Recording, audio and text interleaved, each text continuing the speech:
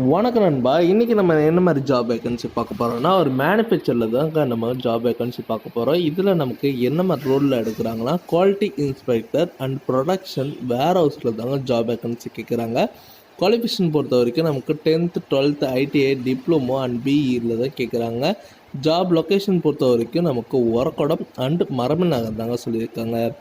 இந்த ஜாபில் என்ன மாதிரிலாம் பெனிஃபிட்ஸ் இருக்குன்னா, உங்களுக்கு ESI PF food and transport facility பண்ணுறாங்க. ஜென்டர் பொறுத்த வரைக்கும் மேல் கேட்டகரி தான் இந்த ஜாபுக்கு அப்ளை பண்ண முடியும். ஏஜ் லிமிட்டட் பார்த்திங்கன்னா 18லேருந்து 35க்குள்ளே சொல்லியிருக்காங்க. இந்த ஜாபுக்கு சேல்ரி எவ்வளோ இருக்குன்னா, டேக் ஹோம் உங்களுக்கு 12லேருந்து 14 வரைக்கும் இருக்குதுன்னு சொல்லியிருக்காங்க.